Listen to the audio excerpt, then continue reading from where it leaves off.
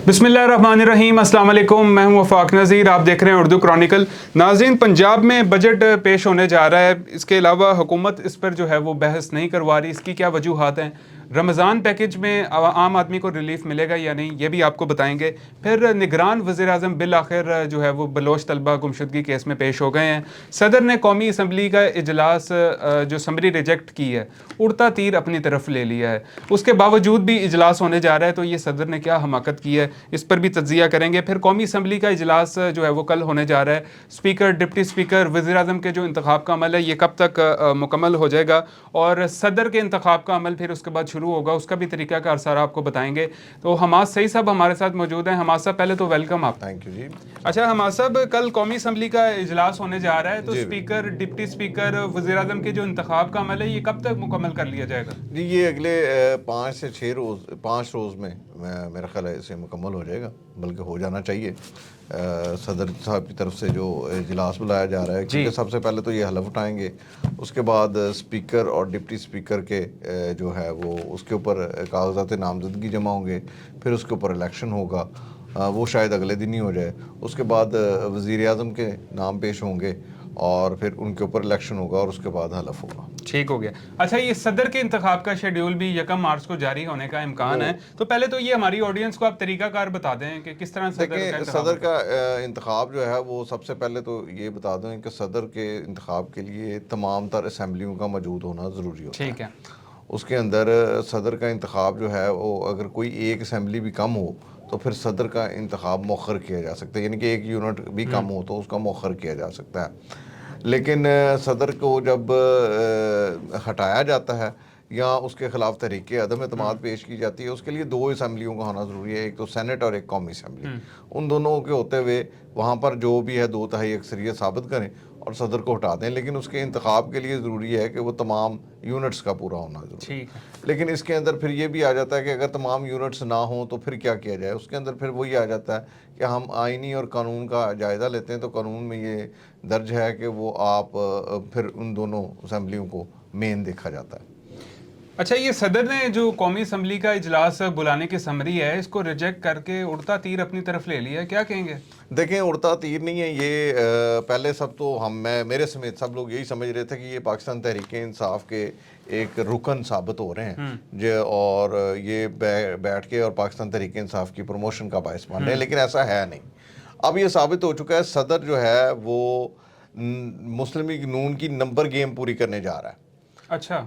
क्योंकि देखें, इन सदर साहब की मौजूदगी में जो इंतखाबात हुए हैं वो आपके सामने, उसके रिजल्ट्स आपके सामने हैं और हर तरफ धांधली का नारा लगाया जा रहा है, लेकिन सदर साहब की तरफ से कोई एक्शन या कोई उसके ऊपर खिताब नहीं आया कौमी सतह के ऊपर कि आप टीवी पे आके खिताब करें और इलेक्शन कमीशन को इसके नहीं। जो ये बातें कर रहे हैं कि सदर जो है वो पीटीआई का रुकन मतलब साबित हो रहे हैं, तो जिस टाइम पीटीआई इनसे एक्सपेक्ट कर रही थी कि ये कुछ करेंगे, मैं उसी तरफ आ रहा हूँ ना कि आप ये देखें कि सदर साहब जो है जानबूझ के अपना बने हुए हैं। इन्होंने इंतखाब तखीर का शिकार करवा दिया, अपना पहले इंतखाबी डेट नहीं दे रहे थे, वो मुस्लिम लीग नून भी यही चाह रही थी आपके सामने। अब ये इलेक्शनों के बाद इजलास नहीं बुला रहे। मुस्लिम लीग नून जो है वो एक्चुअली असम्बली के अंदर पाकिस्तान पीपल्स पार्टी के साथ मिलकर हुकूमत बनाने जा रही है, लेकिन इसके बरक्स अगर आप देखते हैं दूसरी तरफ तो मुस्लिम लीग नून के पास अपनी अक्सरियत तो मौजूद है नहीं। अब ये है कि मुस्लिम लीग नून ने 13 जगहों के ऊपर जो है वो दरख्वास्तें दायर की हैं रीकाउंटिंग की, जिनमें से एक उनको मिल गई है, लोधरा वाली सीट मुस्लिम लीग नून को मिल गई है और आज़ाद उम्मीदवार को वहाँ से हरा दिया गया है। तो अब बाकी जो 12 सीटें हैं उसमें से एक्सपेक्ट कर रही है मुस्लिम लीग नून के 8 हमें मिल जाएं। अगर 8 वो मिल जाती हैं और जो सुन्नी इत्तेहाद कौंसिल को वो कैंसिल करने जा रहे हैं इलेक्शन कमीशन वाले, उसमें भी बहुत बड़ा किरदार होगा। और फिर जब सुन्नी इत्तेहाद ख़त्म हो जाएगी और तमाम उम्मीदवारों को, जो तमाम कामयाब जो लोग हैं उनको आज़ाद डिक्लेयर कर दिया जाएगा, उसमें से 3-4 बंदे उठा लेना कोई बड़ी बात नहीं होगी मुस्लिम लीग नून के लिए। सही बात। तो फिर इस तरह ये एक फेवर दी जा रही है ईवान सदर की तरफ से भी पाकिस्तान मुस्लिम लीग नून को। एक तो वो ब्लैक मेलिंग से बचेगी पीपल्स पार्टी की, और दूसरे नंबर पे सबसे बड़ी सादा अक्सरियत लेने वाली जमात बन जाएगी। अच्छा हम आसा, मुझे ये बताइएगा कि मुस्तरद करने का फायदा क्या हुआ सदर को? उल्टा ये तो आइन चिकनी का एक और मुकदमा उनके गले पड़ सकता है। मैं कह रहा हूँ कि ये एक साजिश थी जो अब सामने आ रही है कि ईवान सदर इस साजिश में मुलव्वस है। ठीक हो गया। اس کے علاوہ جی یہ بتائیے گا کہ پنجاب میں جو ہے وہ بجٹ پیش ہونے جا رہا ہے تو پھر حکومت جو ہے وہ اس پر بحث نہیں کروا رہی, اس طرح کی خبریں سامنے آ رہی ہیں. دیکھیں پنجاب میں جو بجٹ پیش ہونے جا رہا ہے وہ ایک تو یہ ہے کہ پہلا بجٹ ہے, اس کے اوپر مسلم لیگ نون نے شاید پہلے تیاری کر رکھی ہو, اس کا مجھے اندازہ نہیں ہے, لیکن میرے نزدیک جو بات سننے میں آ رہی ہے یہ اسٹیبلشمنٹ کا یا سول اسٹیبلشمنٹ کا بجٹ ہے, یعنی کہ یہ جو ہماری سول انتظامیہ ہے, بیوروکریسی ہے, انہوں نے یہ بجٹ بنا کے جو ہے نا ان کو دے دیا ہے. ان کی اپنی جو ہے وہ بہت کم ہے, اس کے اوپر مسلم لیگ نون کے اندر بھی بہت سارے تحفظات پائے جا رہے ہیں. اچھا باقی چیزوں میں ان کو آئین شکنی نظر آ جاتی ہے, یہ خود جو کر رہے ہیں وہ اس میں آئین شکنی نہیں ہے؟ دیکھیں اس بجٹ پیش ہونے سے پہلے اس کو مکمل طور پہ پبلش کیا جاتا ہے اسمبلی کے اندر, اور اسمبلی کے اندر میں کہہ رہا ہوں ملکی سطح پہ نہیں, اسمبلی کے اندر پبلش کیا جاتا ہے. اور پھر سب سے بڑی بات یہ ہے کہ جب تک وفاقی بجٹ پیش نہیں ہوگا صوبائی بجٹ کیسے پیش ہو سکتے ہیں؟ How can it's possible? صحیح بات ہے. یہ بجٹ اگر پیش کریں گے تو پہلے وفاقی بجٹ پیش ہوگا, وفاق کا بجٹ پیش ہونے کے بعد پنجاب اسمبلی کا بجٹ پیش ہوگا. وفاق کے بجٹ میں سے جو ہمیں فنڈ دیے جاتے ہیں ہم نے بجٹ اس کے اوپر بنانا ہے, پہلے کیسے بجٹ بن سکتا ہے؟ صحیح بات ہے. اچھا اب جیسے بھی یہ پیش کرنے جا رہے ہیں اس میں کوئی عام آدمی کو ریلیف مل رہا ہے؟ خصوصاً رمضان آ رہا ہے ابھی رمضان, یہ میں بتا دوں کہ رمضان کا بجٹ سے کوئی تعلق نہیں ہے. وہ اس لیے نہیں ہے کیونکہ رمضان پیکج ایک الگ پیکج ہوتا ہے, اس کا بجٹ کے ساتھ منسلک نہیں کیا جا سکتا. لیکن یہ سننے میں ضرور آیا ہے کہ محترمہ کی جانب سے یہ ہدایات دی گئی ہیں کہ رمضان کے اندر زیادہ سے زیادہ ریلیف دینے کی کوشش کی جا رہی ہے, خاص طور پہ اس بجٹ میں. لیکن سول بیوروکریسی اس کے راستے میں روڑے ٹکا رہی ہے, اور وہ کہہ رہے ہیں کہ ہمارے پاس اتنے فنڈز نہیں ہیں کہ ہم دے سکیں, کیونکہ وہ کہہ رہی ہیں کہ جو آپ نے بجٹ میں ریلیف دیا ہے, رمضان پیکج میں جو ریلیف دیا ہے یہ بالکل تھوڑا ہے, اس کو کم از کم 3 ٹائم زیادہ کریں. انہوں نے کہا جی ہم 2 ٹائم بھی نہیں کر سکتے, تو اس کے اوپر تھوڑا سا ان کی بات چیت چل رہی ہے. ٹھیک ہو گیا. اچھا یہ اب میں نگران وزیراعظم کی طرف آؤں گا, آج آخر بل آخر پیش ہو ہی گئے ہیں وہ بلوچ طلبہ گمشدگی کیس میں. دیکھیں جی بلوچ طلبہ گمشدگی کیس میں عدالت بہت برہم تھی لاسٹ ٹائم. انہوں نے کہا جی پھر ہم کیسے بلا سکتے ہیں, پھر جیسے ہم بلائیں گے پھر وہ آئیں گے.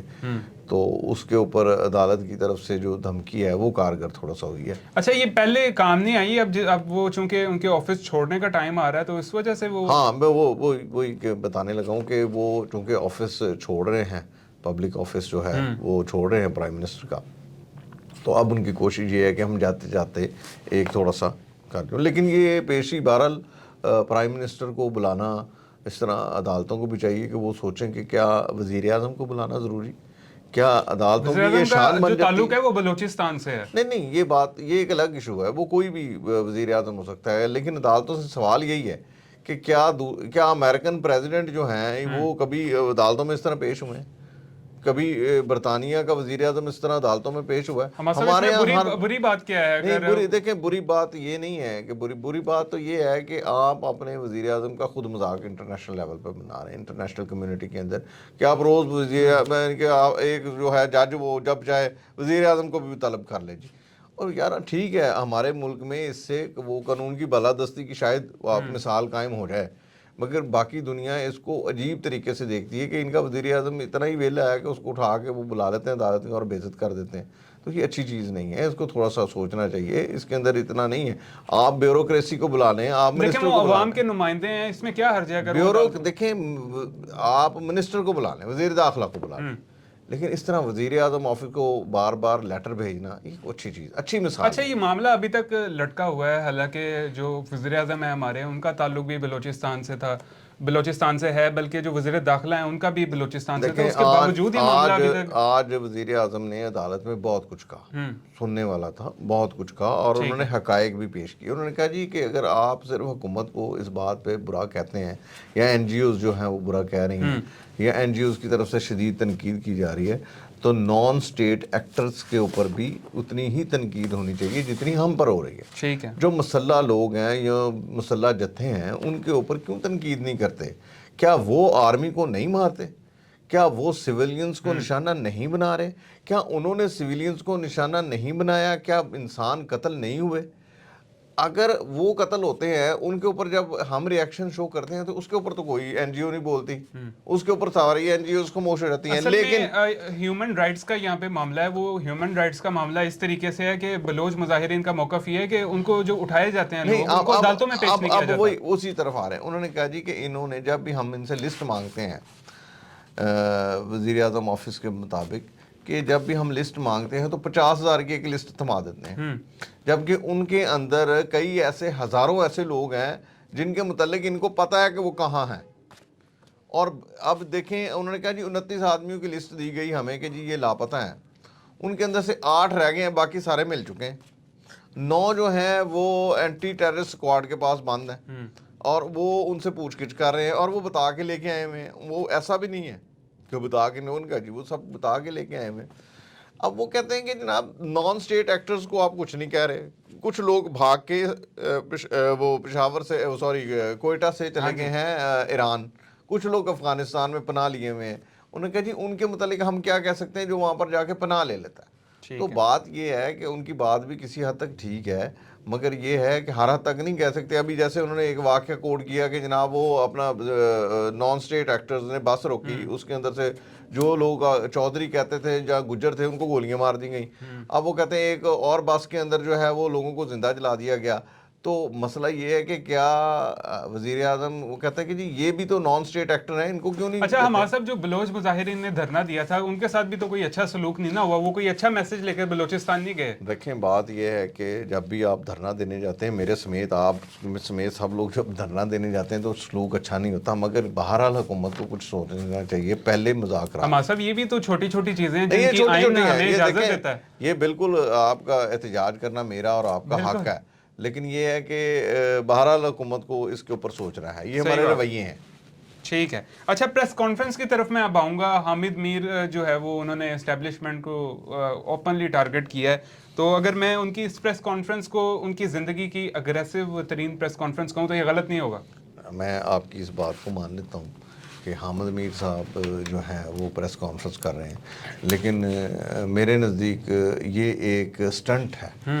میں معذرت کے ساتھ حامد میر صاحب بڑے اچھے اینکر ہیں, بڑے اچھے صحافی ہیں, انہوں نے بہت زیادہ محنت کی ہے, لیکن میں تو اس کو کہوں گا کہ یہ میرے نزدیک تو ایک سٹنٹ ہے, سیاسی سٹنٹ ہے کہ آپ اپنے آپ کو اونچا دکھانے کے لیے یہ کارروائی کر رہے ہیں کہ جناب ہمارے پہ کیوں نہیں مقدمے, ہم پہ بھی مقدمے قائم کر دیے, فلاں کر دیے جائیں, فلاں کر دیے جائیں. قانون کے دائرے کے اندر رہتے ہوئے آپ بات کریں. اچھا ہمارا صاحب لوگوں کا موقف یہ ہے کہ کھل کے بات نہیں کرنی دی جاتی, آزادی صحافت نہیں ہے. پھر ٹویٹر دیکھ لیں کتنے روز سے بند ہے. میں ایک بات کہتا ہوں, آزادی صحافت واقعی پاکستان کے اندر نہیں ہے, اور کھل کے بات کرنے کی جو بات ہے وہ بھی کسی حد تک مانی جا سکتا ہے, لیکن جو لوگ کھل کے بات کر رہے ہیں وہ کیا کر رہے ہیں آپ کو نظر نہیں آ رہا. آپ تحریک انصاف کے دور کے اندر جو کچھ ہوتا رہا ہے آپ کو نہیں پتا کہ لوگ کھل کے تنقید کرتے تھے, لوگ اٹھائے بھی جاتے تھے, اس دور میں بھی لوگ اٹھائے جاتے ہیں. صحیح بات. مگر مسئلہ تو یہ ہے کہ کیا حامد میر اپنے دور کے اندر مسلم لیگ نون کے اوپر کھل کے تنقید نہیں کرتا رہا؟ کیا اس نے تحریک انصاف کے اوپر کھل کے تنقید نہیں کی؟ لیکن آپ ون سائیڈڈ تنقید برائے تنقید جب کریں گے اور جو عدلیہ کا مذاق اڑایا جاتا ہے وہ کریں گے تو وہ تو پوری دنیا کے اندر کہیں بھی, میرا مطلب ہے کہ وہ نہیں معافی. اس کے اندر تو امریکہ یا انگلینڈ کی عدالتوں کے اندر جرمانے ہوتے ہیں. وہ کہہ رہے ہیں جو باتیں میں سوشل میڈیا پہ بیٹھ کے کر سکتا ہوں وہ میں ٹی وی پہ بیٹھ کے نہیں کر سکتا. دیکھیں اب سوشل میڈیا کے اوپر بھی پابندیاں آ رہے ہیں. آپ یہ ذہن میں رکھیں کہ جتنا مذاق ہم اپنے ملک میں اڑاتے ہیں نا اپنی عدالتوں کا, انڈیا, امریکہ, یونائٹڈ کنگڈم, آپ ان تمام ممالک کی مثالیں لے لیں, وہاں پر جو جرمانے ہوتے ہیں نا تو انسان پس جاتا ہے. آپ اس کو مذاق سمجھ رہے ہیں. ہم اپنے پھر نظام کو ان کے نظام سے کمپیئر پہ تو نہیں نہ کر سکتے. نہیں دیکھیں جب ہم مقابلے بازی پہ آتے ہیں نا تو پھر ہمیں یہ دیکھنا چاہیے کہ بڑے ممالک جو ہیں وہ اس کے اوپر کیا ایکشن لیتے ہیں.